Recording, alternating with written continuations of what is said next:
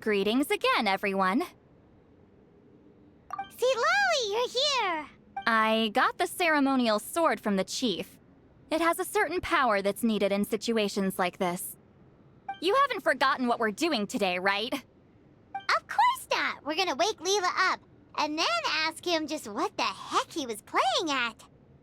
And I've prepared the rest of the tools for the ceremony per Granny's instructions. We've dotted all our I's and crossed all our T's, so today should go off without a hitch. Good work, kiddo. Then without further ado, let's get started.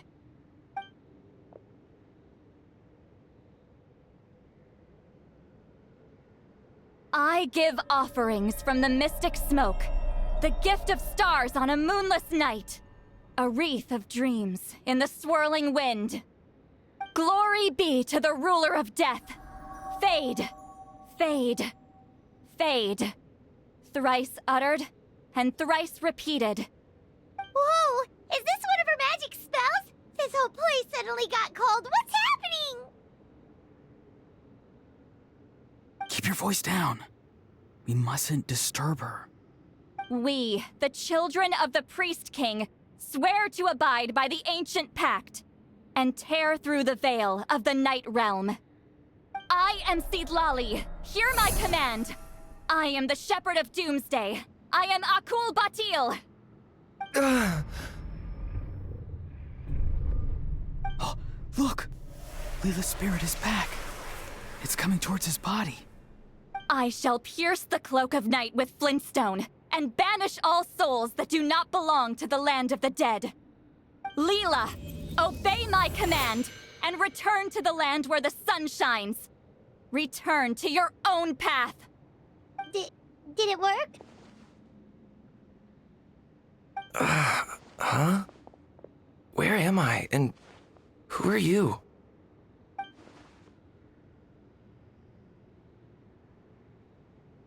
Whoa! Granny IlI, I mean, High Priestess IlI, please have mercy. Aw, guilty conscience, huh? So, you know full well what you've done. Do you have any idea how close you were to never making it back? Or maybe you thought life would be more fun as an inanimate object. I'm sorry, I messed up, and I'll face the consequences. Oh, you sure about that? Then say goodbye to your parents. Tell them this. Goodbye, Mom and Dad.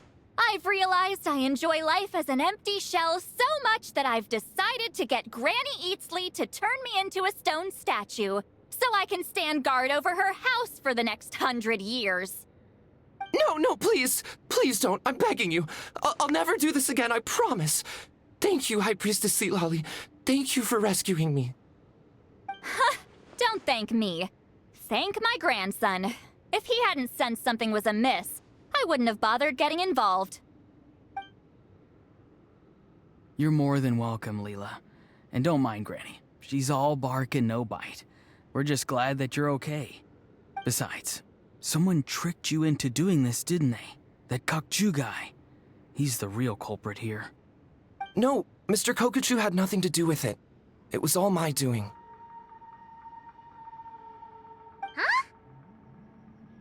Well, I mean, he suggested the method of using a powerful spirit relic as a medium, but it was my decision to go through with it. I wasn't coerced or anything. I'm sorry. I'm the one to blame. The brainwashing is strong with this one. So did Kokuchu provide the relic? He did. He said it was a treasure related to the Mare Javari. Right, so that proves it. He was using you. He coaxed you into doing the clairvoyance for him. But I'm a spirit duffer who can't cast a single spell. What use would I be to him? Guys like me couldn't sense a spirit even if we spent the rest of our lives sitting and meditating. but Mr. Kokachu said that if I brute force the spell and immerse myself in a spiritually rich substance, I might be able to catch a glimpse of one. It seems like my only option.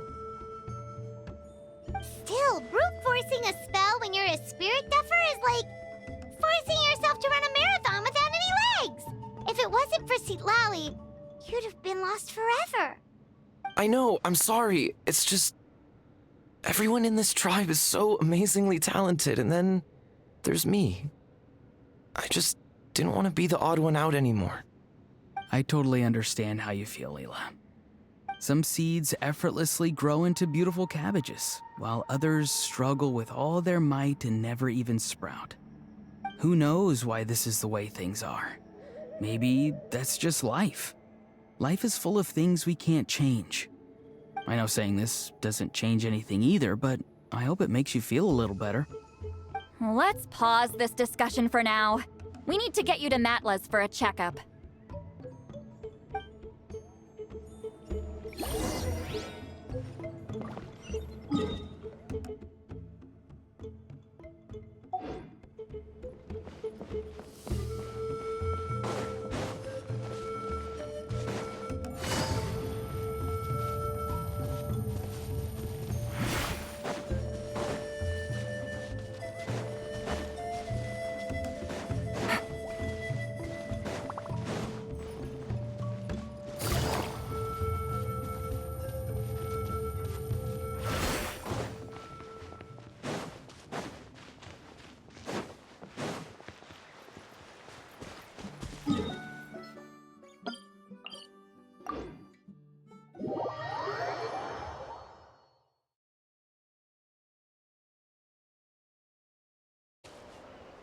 Take it easy.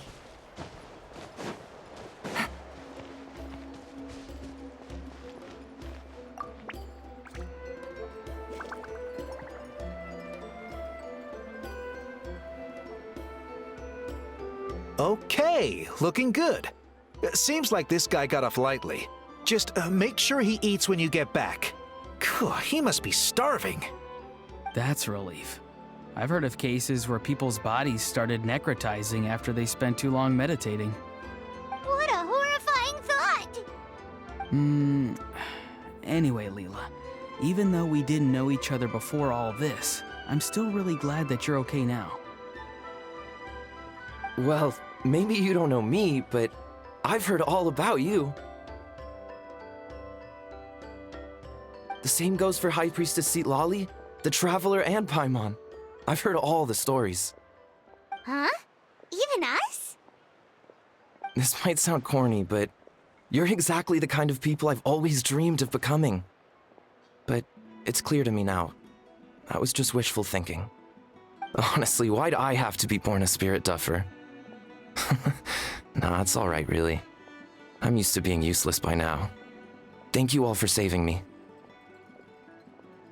Auroron, I think you're right. It's just a fact of life. I promise I won't take another risk like this in the future. I've brought you more than enough trouble already. Oh, Leela. It's okay. There's no need to comfort me. Hey, you little rascal. What are you talking about? Look at me. Huh? What's wrong, High Priestess IlI? I said, look at me. Take a good hard look. Sense anything strange? Granny, what are you talking about? What do you think, Traveler? Another case of happy to help written on someone's face?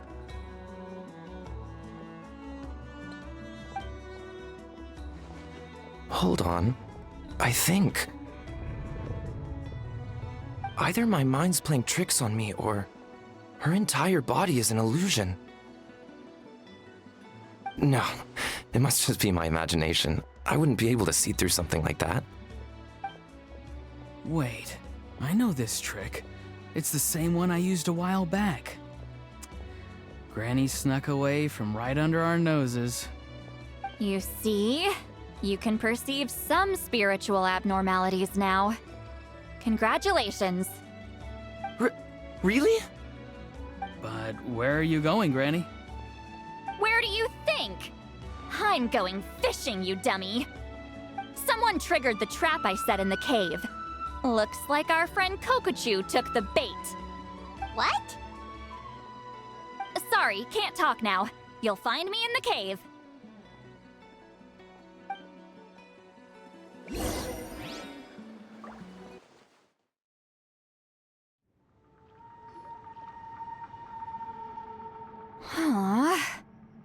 Don't believe it. He got away. Oh, this is terrible. Why'd I have to go and act so cocky about it? I'm gonna look like such a fool.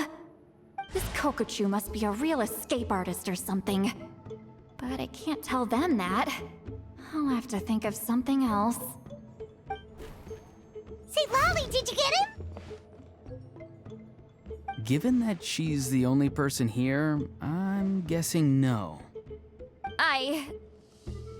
I thought I'd let him go, for now. But I left a mark on him. So if he comes around here again, I'll be able to track his every move. Oh, so Granny had only pretended to leave the cave, when in fact she'd set up a whole trap for him and was lying in wait. Ah, so just like how you caught Auroron! But how did you know Kokochu would come here?